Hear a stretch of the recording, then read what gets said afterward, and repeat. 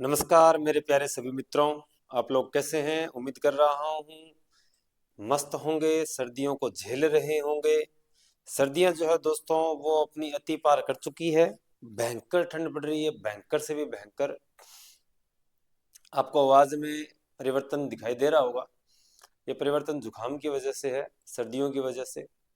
दो दो तीन तीन बस्तर, ये केवल और केवल सर्दियों की सुरक्षा की वजह से है। जान है तो जहान है, जन संरक्षण महान है, इसीलिए इतना बंदोबस्त किया गया है। आप लोगों की तैयारी भी शानदार चल रही होगी, मस्त रजाई में बैठे रहिए और शानदार तैयारी करते रहिए। आने वाले 18 तारीख को हमें झंडे गाड़ने हैं दोस्तों। क्या गाड़ने हैं? झंडे गाड़ने हैं। कहाँ? एग्जाम सेंटर के अंदर। हर तरफ अपना ही अपना परचम होना चाहिए। तो अब तो थोड़े ही दिन रहे हैं और फटाफट हम लोग आपको प्रीवियस ईयर्स के जो एग्जाम्स हो रखे हैं रीट के, उनके हम एनालिसिस कर रहे हैं, साथ में उनका सॉल्यूशन चल रहा है। हम ऑप्शन के साथ भी बढ़ रहे हैं, ऑप्शन को कैंसिल करने का भी देख रहे हैं। हम ये भी कोशिश कर रहे हैं कि किस तरह से हम क्वेश्चंस को अप्रोच करें। हम ये भी प्रयास कर रहे हैं कि मैथ के अंदर आप लोगों को सर जो करवा रहे हैं, आप किस तरह क्रॉस चेक करके एग्जाम हॉल के अंदर ये पता कर सकते हैं कि मेरे कितने क्वेश्चन सही हैं। ये इसलिए नहीं पता करना है कि बाहर आके आपको कोई बताने वाला नहीं है, नहीं। आपको वहां इसलिए पता करना है ताकि आप ज्यादा से ज्यादा क्वेश्चन सही कर पाएं और आप लोगों का परसेप्शन, आप लोगों का माइंडसेट जो पॉजिटिवली वर्क कर सके। अगर आप लोगों को क्वेश्चन गलत हो रहा है तो आप लोग उसको वहां सही कर सके। दो तीन चार पांच तरीकों से हम क्वेश्चन को करना सीखें ताकि हम जल्दी से जल्दी सफलता प्राप्त करें। सीधी सी कहानी है दोस्तों, 24 घंटे में से 17 घंटे 18 घंटे थोड़े टाइम पढ़कर काम नक्की कीजिए। थोड़े टाइम के अंदर सक्सेस पाके काम नक्की कीजिए, लंबा नहीं खींचना। चलिए, आज हमारे सामने पेपर है 2019 का। हम इसे स्टार्ट करते हैं।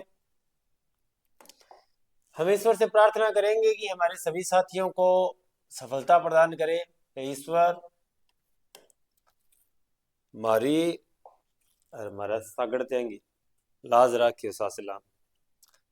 चलिए जी, अपना पहला क्वेश्चन आपकी स्क्रीन पे 2019 का क्वेश्चन है दोस्तों। ये वायरस जनित रोग है। रोग का क्वेश्चन जो है वो दोस्तों, इस बार मैंने आपको पहले भी बताया था, आपको एक टेबल में मिलने वाला है। कॉलम मैच करने पड़ेंगे आपको, इसलिए आपको तीन चार ऑप्शन जो है वो, अगर बोर्ड एग्जाम ढंग का बनाएगा तो आप लोगों को ऑप्शन जो है वो काफी क्लोज मिलेंगे देखने को। और मेरा अनुमान यही है कि आपको ऑप्शन क्लोज ही देखने को मिलेंगे। इसलिए रोग जो है वो बढ़िया ढंग से पढ़ लेना। बोर्ड जो है उसका सबसे पहला काम है स्टूडेंट का घमंड तोड़ना। वो जिस टॉपिक को लेकर सबसे ज्यादा कॉन्फिडेंट होता है कि ये तो मैं कर ही लूंगा, उसी के क्वेश्चन सबसे ज्यादा गलत करवाए जाते हैं। आप देख लेना, चाहे जमादार एग्जाम के अंदर जो साहित्य का क्वेश्चन आया था वो ऐसा आया था, किसी ने साहित्य पढ़े ही नहीं थे। यूं ही होता है। वायरस जनित रोग है। वायरस जनित कौन सा रोग है दोस्तों? पेन को ब्लैक कर लेते हैं और प्रारंभ करते हैं अपनी गाथा को। वायरस जनित रोग कौन सा है? टाइफाइड जो है वो क्या होता है? बैक्टीरिया होता है, सोलमोनेला टाइफी। कौन सा? सोलमोनेला टाइफी। सोलमोनेला टाइफी, ठीक है। मलेरिया आपको मालूम है प्लाज्मोडियम से होता है। दस्त, पेचिस, डिसेंट्री। और एक है आपके सामने रेबीज। रेबीज जो है रेबडो वायरस। किससे? रेबडो वायरस से। इन दिनों आपको मालूम होगा कि पूरे देश के अंदर कुत्तों और कुत्तों से लेकर संबंधित घटनाएं बहुत ज्यादा बढ़ रही है। तो रेबीज तो सही कर ही दिया हो गया होगा आपके द्वारा।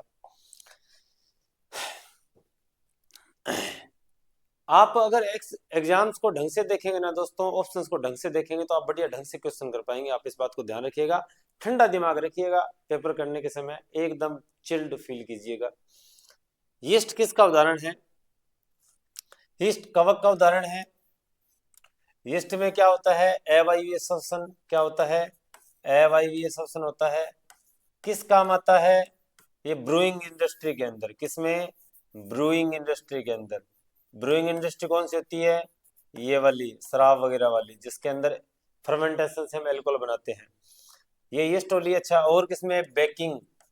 बेकिंग भी करवाते हैं, क्योंकि ये क्या बनाता है? ये जब आप इसको क्या दोगे, C6H12O6 दोगे, ठीक है, तो ये क्या कर देगा, उसका फर्मेंटेशन यानी कि शोषण करके क्या बना देगा, CO2 प्लस में H2O, और साथ में क्या बनेगी, ऊर्जा बनेगी। तो ये CO2 जो है वो फुलाने वगैरह के काम आती है, और ये जो अच्छा बनता क्या है, C2H5OH एल्कोहल बनता है, और ये एल्कोहल जो है वो ब्रूइंग इंडस्ट्री के अंदर काम आता है, ठीक है। निम्न में से कौन सा शीत आवास का पादप है, हाइड्रिला, हाइड्रा, एक्वा से वर्ड जो है पानी से संबंधित होता है, ये जल का पौधा है, कहाँ का, जल का पौधा है, ठीक है। नागफनी आपको मालूम है, नागफनी जो है वो मरुस्थल का पौधा है। बांस जो है वो कहाँ का पौधा है, उष्ण कटिबंधीय प्रदेशों का, कहाँ का, उष्ण कटिबंधीय प्रदेशों का, ठीक है। सोल्डेनेला, जब बर्फ पिघल जाती है तो उस टाइम ये पौधे जो है वो ग्रो करते हैं, ठीक है। शीतकालीन आवास का पौधा। इस तरह का क्वेश्चन मिलेगा आपको रोगों से संबंधित, 2 क्वेश्चन है इसमें रोग से संबंधित। इसका मतलब आप लोगों को भी बढ़िया ध्यान ढंग से इन टॉपिक्स को तैयार करना, आपको भी एक टॉपिक से एक से ज्यादा क्वेश्चन देखने को मिलेंगे। 6 रोग जो कि mycobacterium tuberculosis, typhoid salmonella typhi, कुकर खांसी पर्टूसिस, ठीक है। छोटी माता वेरिसेला जोस्टर, सही है इन भाई साहब के सारे, ठीक है, मैच कर लीजिएगा। एक के आगे डी नंबर, 2 के आगे 1 नंबर, दोनों सही होते जा रहे हैं। इस तरह के मिलेंगे आपको, इस तरह का जो ऑप्शन है वो आपको देखने को मिलेगा। और 3 नंबर के आगे सी, 3 नंबर के आगे सी, DACB। मानव शरीर की सबसे बड़ी ग्रंथि कौन सी है, मानव शरीर की सबसे बड़ी ग्रंथि कौन सी है, यकृत है। इसे एक जगह हमारे शरीर का महादेव भी कहा गया है। महादेव क्यों कहा गया है, क्योंकि हमारे शरीर में जो भी जहर आता है, पॉइजन आता है, उसको यकृत ही खुद के अंदर लेता है, इस वजह से कहा गया है। इसके अलावा अग्नाशय अधिवृक्क आपको मालूम है, एड्रिनल अग्नाशय ग्रंथि के बारे में तो बहुत सुना है, बीटा लेगर इसकी कोशिकाएं, ठीक है। इस तरह की चीजें हमने अग्नाशय में पढ़ी है। थाइमस जो है ये कहाँ होती है, ये आपको मिलेगी लंग्स यानी फेफड़ों और स्टर्नम के बीच में। स्टर्नम कौन सी होती है, आप यहाँ जब सीने के ऊपर हाथ लगाएंगे तो आपको यहाँ जो बीच में पसलियों के बीच में जो हड्डी दिखाई देगी, ये स्टर्नम होती है। क्या होती है, स्टर्नम, ठीक है। ब्रेस्ट स्टोन क्या बोलते हैं इसको, breast bone, sorry breast bone, breast bone, ठीक है, इन दोनों के बीच में होती है ये थाइमस। थाइमस का काम क्या है, इसका काम है इम्यून सिस्टम को ग्रो करना। क्या, किसको ग्रो करना, इम्यून सिस्टम को ग्रो करना। और इम्यून सिस्टम बोले तो क्या, किसकी वजह से, टी सेल, टी लिम्फोसाइट, इन सेल को बनाने का और मैच्योर करने का काम है किसका, थाइमस का। तो थाइमस से पर्सन बढ़िया बनता है दोस्तों। अंतरराष्ट्रीय मात्रक पद्धति में पास्कल किसका मात्रक है, पास्कल दाब का मात्रक है, किसका मात्रक है, दाब का। पास्कल ब्लेज पास्कल के नाम पे दिया गया है। पास्कल किसका मात्रक है, दाब का, प्रेशर का मात्रक है, फोर्स बल बटे में ए क्षेत्रफल एरिया, और ये होता है न्यूटन, नीचे आ गया मीटर स्क्वायर, न्यूटन पर मीटर स्क्वायर। ये तो आ गया अस्थायी पद्धति के अंदर। कौन सी पद्धति के अंदर, अस्थायी पद्धति के अंदर। अस्थायी पद्धति या एमकेएस पद्धति ऑलमोस्ट सेम ही रहती है। आप लोगों को बताना है कि पास्कल को सीजीएस पद्धति में क्या बोलेंगे, सीजीएस पद्धति में पास्कल क्या होगा। आप कमेंट में जरूर आंसर कीजिएगा, मैं देखना चाहूंगा कि कितनों को मालूम है। ये होता है बारे, क्या होता है, बारे, ठीक है, बारे, या फिर एक इस तरह का BARAD, बारड के नाम से भी इसको बोला जाता है, बारे। सीजीएस के अंदर नाम होता है ये, ठीक है। सीजीएस में न्यूटन की जगह क्या आ जाएगा, डाइन आ जाएगा, क्या आ जाएगा, डाइन। और मीटर स्क्वायर की जगह क्या आ जाएगा, सेंटीमीटर स्क्वायर, ठीक है। आप कन्वर्ट करना जानते होंगे, न्यूटन, 1 न्यूटन में कितने डाइन होते हैं, 10⁵ और मीटर में आपको सेंटीमीटर में कन्वर्ट करना है तो 100 की स्क्वायर यानी 10⁴, ठीक है। कार्य और ऊर्जा, आपको अगर वो पजल करवाएगा तो इसी में करवाएगा, वो आपको कोई एक न्यूमेरिकल वैल्यू देगा, उसमें कार्य पूछ लेगा, आपको वहां बात सारी ऊर्जा की गई होगी, और वो पूछ लेगा कार्य क्योंकि कार्य ऊर्जा ही है तो हमें ऊर्जा ही ज्ञात करनी है। या फिर वो कार्य की बात करता रहेगा और लास्ट में पूछ लेगा ऊर्जा, तो हमें वहां भी कार्य ही ज्ञात करना होता है। यानी कि दोनों एक ही चीजें हैं, जूल जिन दोनों का मात्रक रहता है। तो इस बारे में आप थोड़ा देख लीजिएगा बढ़िया ढंग से। दरअसल मैं धन्यवाद देना चाहूंगा इन अड्डा 247 वालों का, जिन्होंने अभी तक पेपर जो है वो अपलोड कर रखा था।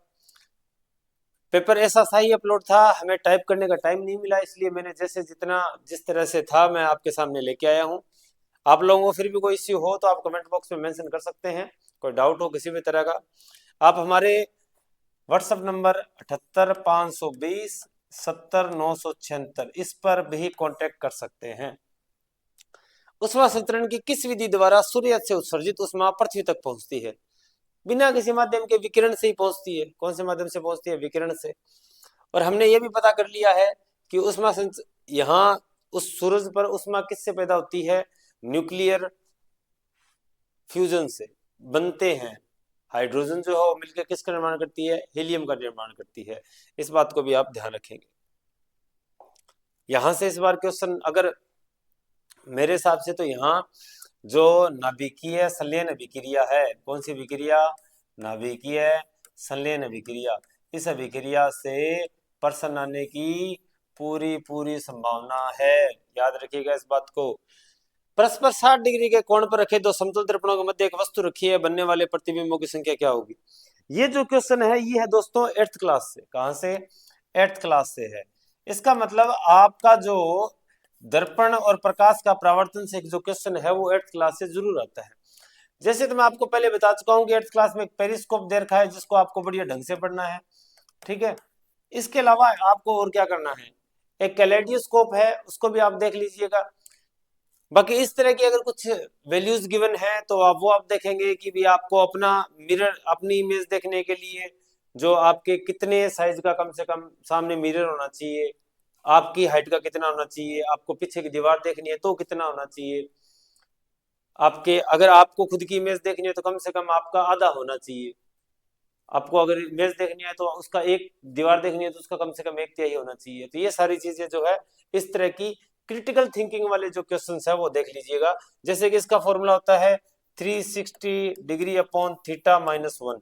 अब 360 डिग्री ये हो लिया, थीटा कितने डिग्री का कोण है? 60 का -1, ये हो लिया 6, 6 में से गए 7, सॉरी 5, तो इसका सही उत्तर 5। ध्वनि की तीव्रता ध्वनि के खालिस्तान द्वारा निर्धारित की जाती है। ये शब्द आपको बहुत ज्यादा प्रॉब्लम क्रिएट करवाने वाला है। ये जो तीव्रता है इसको लाउडनेस से रिलेट करना। आप किससे रिलेट करना? लाउडनेस से। और लाउडनेस का जो मतलब है ना वो है ध्वनि की ऊर्जा से। किससे? ध्वनि की ऊर्जा से मतलब है। किससे? ध्वनि की ऊर्जा से मतलब है।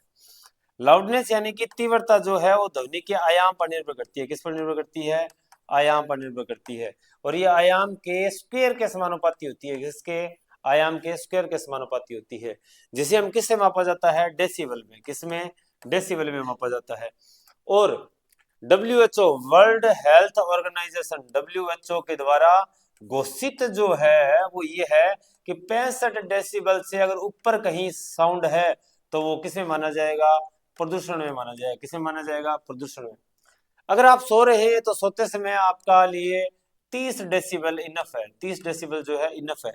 अगर 120 डेसिबल से ज्यादा है, अगर 120 डेसिबल से ज्यादा है कहीं ध्वनि, तो इसका मतलब वो सीरियस कॉजेज होंगे, उसको दिक्कत आएगी, भयंकर दिक्कत आएगी इससे, ठीक है। इस बात को आप ध्यान रखेंगे। दूसरी बात, ये जो डेसिबल मात्रक है ना ये लॉग फॉर्म में होता है। कौन सी फॉर्म में होता है? लॉग फॉर्म में होता है। इसका मतलब ये है लॉग फॉर्म में कि जैसे कि पीएच जो होता है, पीएच जो लो फॉर्म में होती है तो 10 गुना ज्यादा पीएच कम है तो 10 गुना ज्यादा एसिडिक होता है। वो 1 गुना नहीं होता, वो रियल में 10 गुना होता है लोग। ऐसे ही अगर आप बात करें 20 डेसिबल की तुलना करें किसके साथ है? 0 डेसिबल के साथ। किसके साथ है? 0 डेसिबल के साथ। तो 20 डेसिबल जो है वो आपको क्या लगता है? 0 डेसिबल की तुलना में 20 गुना ज्यादा साउंड होगा? नहीं, वास्तव में 100 गुना ज्यादा साउंड होता है। ये कितना गुना? 100 गुना ज्यादा साउंड होता है 0 डेसिबल से की तुलना में 20 डेसिबल की जो साउंड है। आप इसको अच्छी तरह ध्यान रखेंगे बात को, ठीक है। और तरंग धैर्य वगैरह और साउंड वगैरह की बातें थोड़ी सी यहाँ कर ली जाती है, ठीक है। हम प्रयास करेंगे कि मेरिट वाले जो क्वेश्चन है ना वो हम क्लियर कर पाए। जो बेसिक है ना दोस्तों, बेसिक एकदम, वो तो सारे ही करेंगे, सारी दुनिया करेगी, और बेसिक से कभी सिलेक्शन नहीं होगा। आपको मेरिट वाले क्वेश्चंस पे ध्यान देना होगा। मेरिट वाले क्वेश्चंस जैसे कि कुछ खास क्वेश्चंस होते हैं, अगर आप उनको करेंगे तो आप आम जो स्टूडेंट्स हैं उनसे ऊपर उठ पाएंगे। आम ठड्डो तो सारा ही करे, घिसी तो सारा ही करे, क्योंकि वो नहीं, मैं ठड्डा घिसी हूँ। क्वेश्चन चाहिए मेरिटर, अगर बठू करोगा तो ही बात बनेगी। किसी वस्तु को अवतल दर्पण के समक्ष उसके वक्रता केंद्र पर रखा जाता है। भाई ने बना भी रखा है, लेकिन ये लेस बना रखा है क्या, सीधी निकाल रखी है, ये अवतल दर्पण हो लिया। अवतल दर्पण सही बनाता है, एकदम वास्तविक प्रतिबिंब बनाता है, अगर वक्रता केंद्र पर है तो वक्रता केंद्र पर ही बनाएगा वो। उल्टा बनाएगा, सेम साइज का होगा। कैसा होगा? सेम साइज का होगा। वास्तविक उल्टा वस्तु के साइज का, ये रहा। इस भाई साहब का गलत है, ये आभासी सीधा नहीं होगा। गलत गलत गलत। नेक्स्ट क्वेश्चन, फ्यूज तार जिस आधार पर कार्य करता है, धारा का उसमें प्रभाव किस पर है? धारा के उसमें प्रभाव पर। विद्युत चुंबकीय प्रेरण, धारा का रासायनिक प्रभाव, इनको बढ़िया ढंग से पढ़ लीजिएगा। धारा के रासायनिक प्रभाव से क्वेश्चन आएगा 8th क्लास में से। देख लेना दोस्तों, मैं ये जो जो बातें बता रहा हूँ ना, जो जो भी शॉर्ट्स आप लोगों के लिए तैयार कर रहा हूँ, आपको एज इट इज वहां से क्वेश्चन मिलेंगे 100%। पृथ्वी पर किसी वस्तु का प्लान वेग होगा। प्लान वेग क्या होता है? प्लान वेग का आपको फॉर्मूला भी ध्यान में होना चाहिए, केवल प्लान वेग नहीं, प्लान वेग का आप लोगों को फॉर्मूला भी ध्यान होना चाहिए। प्लान वेग क्या होता है? ये ऐसे कहता है कि हाफ एम वी स्क्वेयर, और वी के आगे लगा दिए ई, यानी एस्केप वेलोसिटी बन गई है, गतिज ऊर्जा। ये किसके इक्वल है? G M m upon R. ये है पोटेंशियल एनर्जी। पोटेंशियल एनर्जी सारी गतिज ऊर्जा में कन्वर्ट हो जानी चाहिए ताकि वो बाहर निकल जाए। इस परिस्थिति में अगर आप वी निकालेंगे तो आपको मिलेगा 2 GM अपॉन आर। ये फॉर्मूला मोस्ट इंपॉर्टेंट है,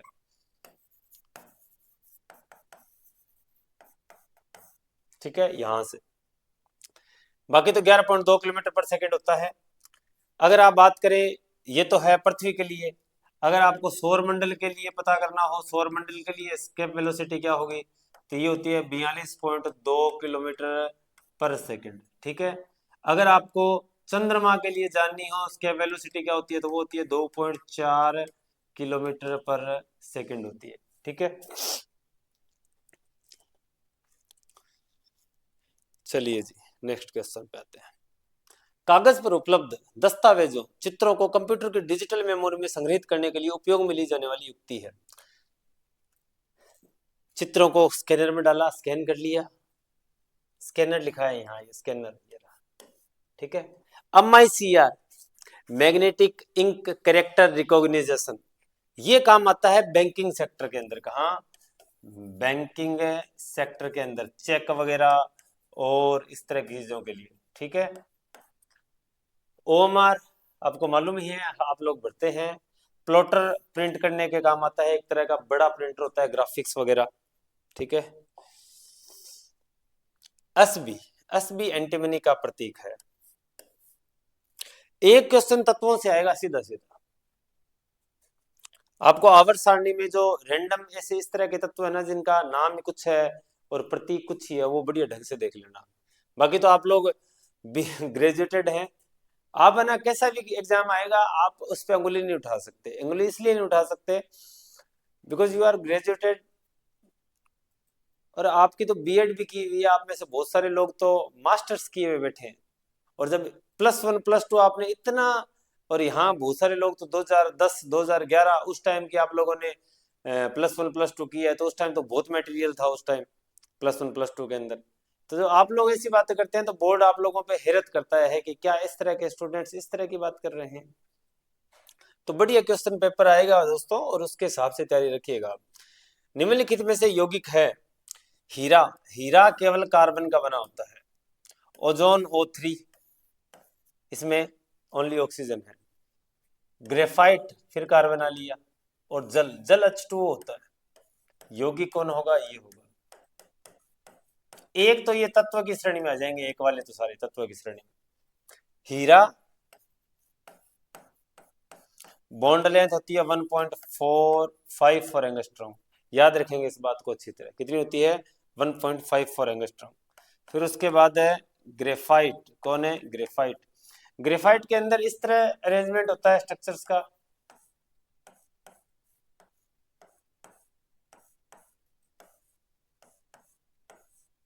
ठीक है। फिर नीचे इस तरह,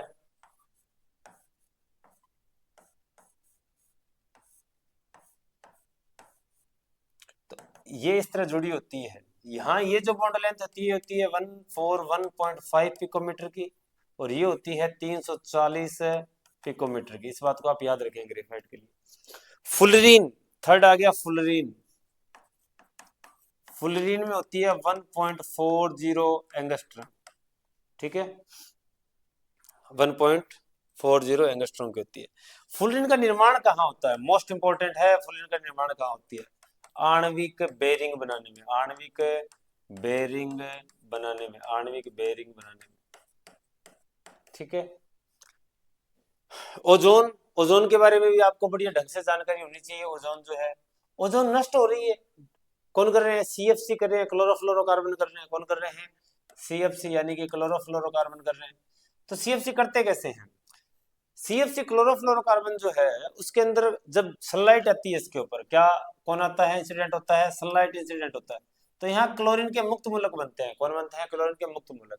क्लोरीन के मुक्त मूलक बनते हैं तो ये जाते हैं ऑक्सीजन के पास, और क्या रिएक्ट किसके साथ रिएक्ट कर लेते हैं, ऑक्सीजन के साथ बना लेते हैं ClO, और साथ में O2 रिलीज हो जाती है अलग से। अब ये ClO जो है फिर से किसके पास जाएगा, ओजोन के पास जाएगा, किसके पास जाएगा, ओजोन, ओजोन के पास जाएगा, और यहाँ क्या बना लेगा, Cl बना लेगा, और साथ में O2 रिलीज कर देगा। अब ये मुक्त मूलक तो वैसे का वैसा पड़ा है, लेकिन ऑक्सीजन को किस में कन्वर्ट कर दिया, ओजोन को किस में कन्वर्ट कर दिया, ऑक्सीजन में कन्वर्ट कर दिया। और ऑक्सीजन वहां कोई काम की नहीं है, हमें O3 ही चाहिए, ना कि O2 चाहिए, इस बात को याद रखिएगा, ठीक है।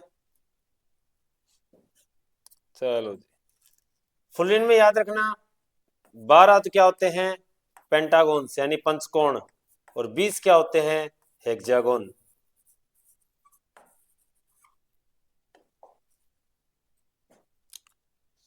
ये ऊपर नीचे इसलिए डालेंगे क्योंकि हमारे पास टाइपिंग का टाइम नहीं था, समय कम था, और सेहत आप देख पा रहे हैं सर्दी कड़ाके की है। हनुमानगढ़ जिले में बहुत ही भयंकर ठंड पड़ रही है, बहुत ही भयंकर। हमारे साथियों से रिक्वेस्ट है कि हम लोग हनुमानगढ़ से यहाँ इतनी भयंकर ठंड में क्लासेस अपलोड कर रहे हैं, और अलग अलग जगह के अलग अलग जिलों का किस तरह का मौसम है, अगर आप लोग हमारे से जैसे भी कनेक्टेड हैं सोशल मीडिया ऐप के थ्रू या फिर यूट्यूब के थ्रू, तो आप प्लीज आप मेंशन कर सकते हैं कि कौन से एरिया में किस तरह का मौसम चल रहा है, कौन से डिस्ट्रिक्ट में धूप ठंड कड़ाके की ठंड, जैसे हनुमानगढ़ में आगे आने वाले दोनों दिनों तक भयंकर शीतलहर का जो है वो अंदेशा बताया गया है। तो हमें भी मालूम चले कि हमारे साथी जो हैं वो किस तरह के मौसम में बैठे हैं और किस तरह के मौसम में तैयारी कर रहे हैं। निषेचन कहाँ होता है, अंडवाहिनी फेलोपियन ट्यूब के अंदर, ठीक है। हाइड्रा में सामान्यतः एल लैंगिक जन्म का प्रकार है, हाइड्रा में मुकुलन होता है, क्या होता है, 8th क्लास का टॉपिक है ये।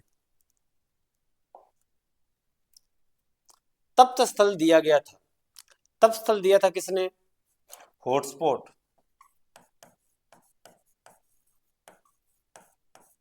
नॉर्मन मेयर ने दिया था, ठीक है। बायोडायवर्सिटी भी इन्हीं का ही दिया गया है।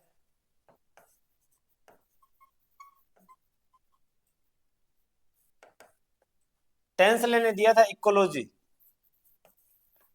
इकोसिस्टम, ठीक है। अर्नेस्ट हैकल तो ये फिजिक्स से रिलेटेड है। निम्नलिखित में से कौन सी तकनीक जैव चिकित्सीय अपशिष्ट के निर्माण हेतु सर्वाधिक उपयुक्त है, भस्मीकरण, जला देना, इंसिनरेशन, उनका एक इलाज है, बायोमेडिकल वेस्ट को जलाना सबसे बढ़िया रहता है। निम्न में से किसको भारत के बर्डमैन के रूप में जाना जाता है, सलीम अली, और इस बार अगर आप लोग तैयार रहना चाहते हैं तो सीवी रमन के नाम के लिए तैयार रहिए, इनका जो रामन प्रभाव है उसके लिए तैयार रहिए। आप लोग बताएंगे कमेंट के अंदर कि रामन प्रभाव, मैंने एक बार पहले भी वीडियो में मेंशन किया है इसको कि रामन प्रभाव क्या होता है, कहाँ काम आता है। आप लोग कमेंट करके जरूर बताएंगे कि रामन प्रभाव की वजह से हम किस तरह के कलर की बात करते हैं, किसके कलर की बात करते हैं। ठीक है। रेले इफेक्ट, रामन प्रभाव के आप कलर की बात करेंगे, जिस ऑब्जेक्ट के बारे में हम बात करते हैं वहां साथ साथ रेले इफेक्ट की भी बात की जाती है। मेजरली वो रेले इफेक्ट के द्वारा एक्सप्लेन किया जाता है।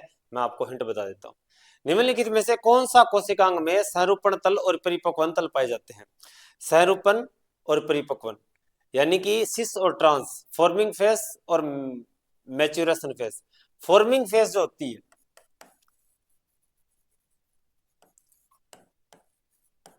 फॉर्मिंग फेस यानी कि ये वाली संरूपण तल, इसे बोलते हैं हम सिस। क्या बोलते हैं?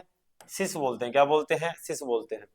ये किस तरह की शेप का होता है? कॉन्वेक्स की शेप का होता है। कौन सी शेप का होता है? कॉन्वेक्स यानी उत्तल। कैसा? उत्तल।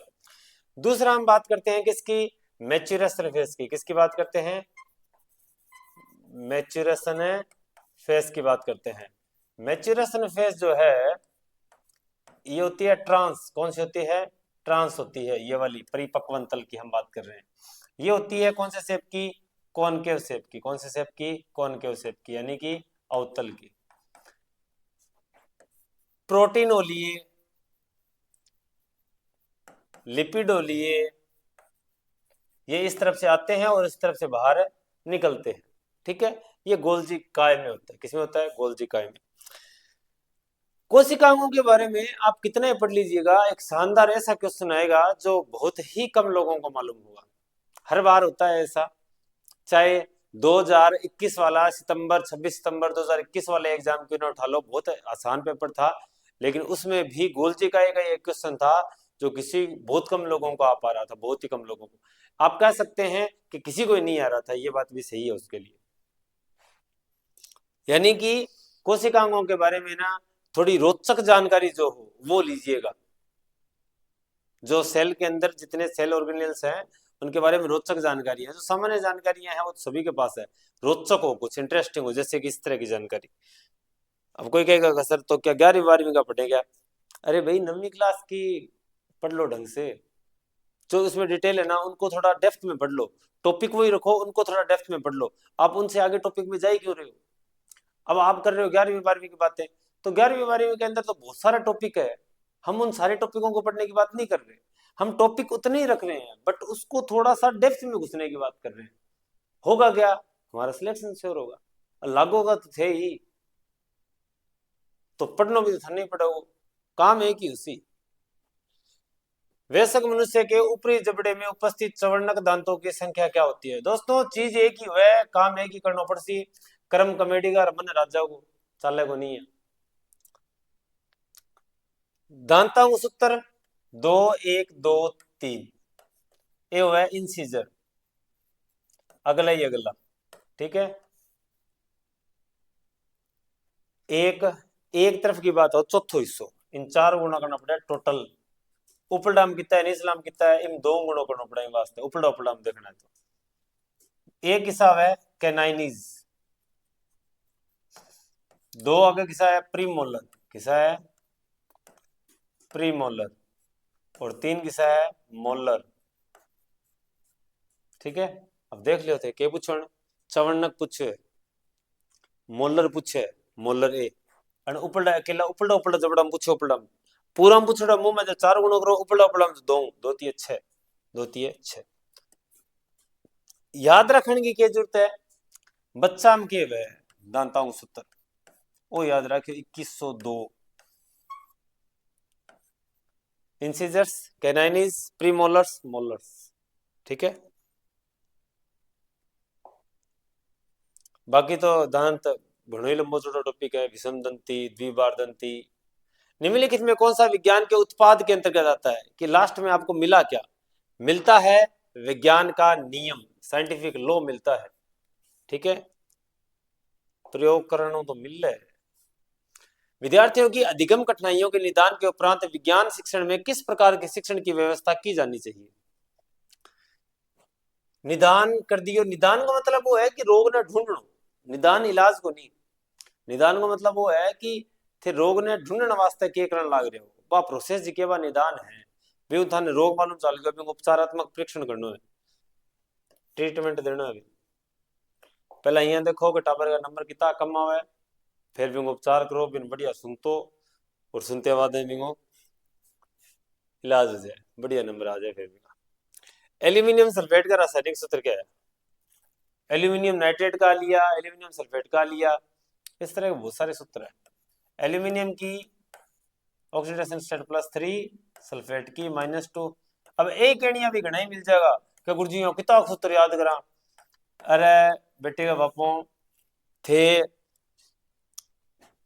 +1 थे साइंस तो करी, केमिस्ट्री पढ़ी है बेटा, +2 थे करी है, बाद में बीएससी करिए थे, बीएससी के नाम पर 3 साल गाले, 5 साल का मैं ये सूत्र थे पढ़िया को नहीं, याद कौन करया, तो अब के याद करोगा, हो गया घना ही बैठे है बापड़ा। निम्नलिखित में सबसे कम गलनांक वाला गैलियम, गैलियम सीजियम, इनका याद रखना सबसे कम होता है। क्षारीय माध्यम में फिनोप्थेलिन सूचक रंग होता है। जमादार वाले पेपर के अंदर क्वेश्चन आया था एक, कि जो आंख से अंधे हैं, जो आंख से अंधे हैं, आंख से अंधे और नाम है नयन सुख, जो आंख से अंधे हैं उनको कैसा पता करेंगे कि भाई ये एसिड है या बेस है? उनके लिए होते हैं गंधीय सूचक। कौन होते हैं? गंधीय सूचक, यानी कि ओल फैक्ट्री। कौन है? ओल फैक्ट्री। अब ओल फैक्ट्री के एग्जाम्पल पूछे जाते हैं। कौन होता है? प्याज। कौन होता है? प्याज। और कौन होता है? लौंग। और कौन होता है? वनीला। और जमादार में कौन आया था? वनीला। ओके, पीलो। फिनोफ्थलीन जो होता है वो मैंने आपको बताया था प्रीवियस एग्जाम के अंदर, जो प्रीवियस हमने एग्जाम का एनालिसिस किया था। आप इसका तो याद रखेंगे रखेंगे आप, मैथिल ऑरेंज का भी और उनका भी देखेंगे। फिनोफ्थलीन जो है वो रंगे हाथ पकड़ने के लिए काम में लिया जाता है। एसीबी की टीम जो है वो किसी को पैसे पकड़ाती है तो उसके ऊपर फिनोफ्थलीन पाउडर लगा देती है। हम हम तो क्या, जो कोई भी रिश्वत लेता है उन नोटों को पकड़ता है, और पकड़ने के बाद हाथ में वो नोट आ जाते हैं, तो हाथ में वो पाउडर लग जाता है। तुरंत एसीबी की टीम आती है और गिलास में बेसिक मीडियम लेके आती है NaOH डाल के, और हाथ डालने से वो रेड कलर का हो जाता है, पिंक कलर का हो जाता है, रंगे हाथ, रंगीन हो जाते हैं हाथ, रंगे हाथ पकड़ा जाता है, तो वो पिंक कलर का मीडियम होता है। कौन से कलर? कौन में? क्षारीय माध्यम में। एसिडिक में, एसिडिक में कलरलेस होता है, कोई चेंज नहीं होता इसका। ठीक है। गुड़हल का भी प्रश्न पूछ लिया जाता है, इनको ध्यान रखेंगे आप। निम्नलिखित संश्लेषित रेशों में कौन सा एथिलीन ग्लाइकोल टेरिफेलिक अम्ल का बहुलक है?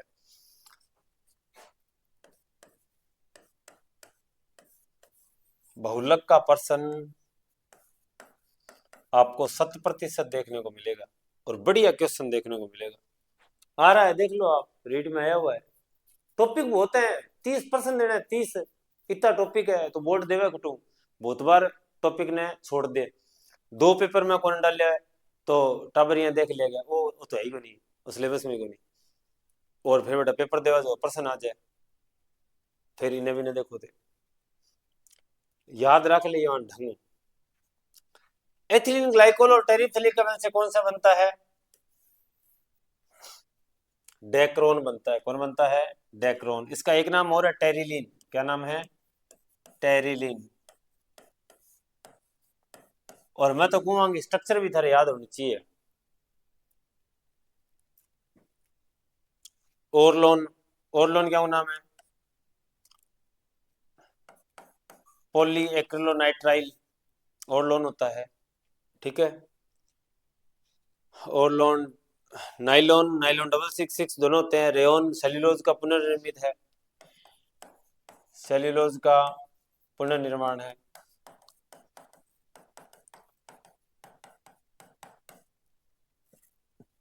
सेल्यूलोज को मिलाया जाता है NaOH के अंदर, विलियन बनाया जाता है, फिर CH2 डाल के, कार्बन डाइसल्फाइड डाल के उसका विलियन बनाया जाता है। फिर उसको महीन जो होल हैं, बहुत ही स्मॉल टिनी होल्स, उसमें से पास करवाया जाता है H2SO4 में, फिर आगे डालते हैं सीधे रेयन के रेसे मिल जाते हैं। ठीक है।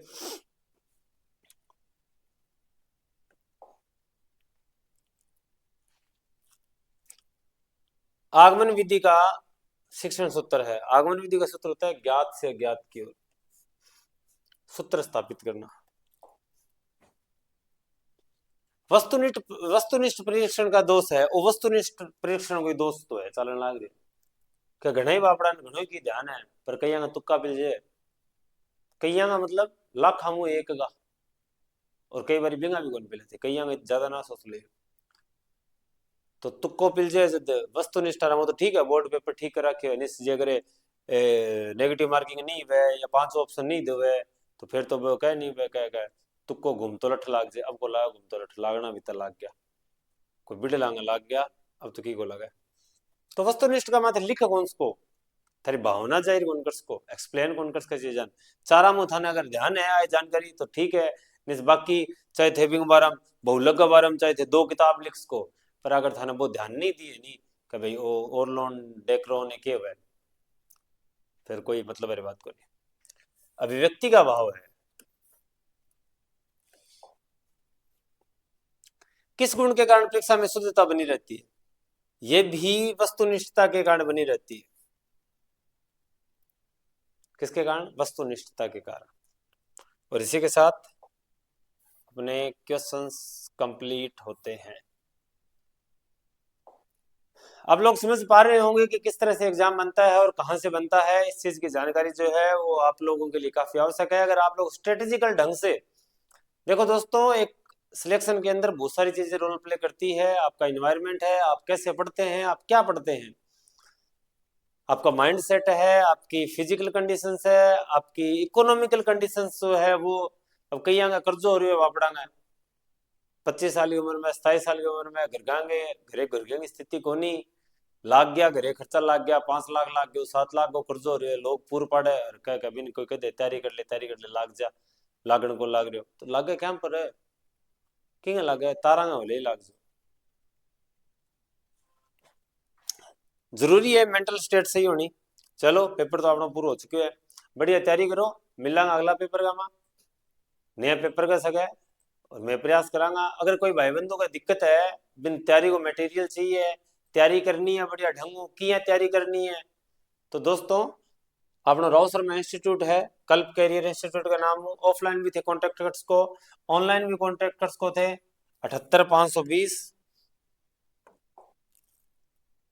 थे, व्हाट्सएप कर को 78 520 70 976 पर थे, व्हाट्सएप पर कोई भी मैसेज छोड़ सको थे, कमेंट बॉक्स में कमेंट कर सको थे, चाहो बिया कर सको, मैं थारी सफलता खातर थे सक्सेस होने खातर जितना मार्ग प्रयास हो सी बिता में करेंगे। अगर एक टावर भी हमारे जो लगे, अगर एक घर भी सुधरे, एक घर तो के सुधरे कई घर सुधरे, वो एक अगर बढ़िया है तो वो कई की हेल्प करेगा।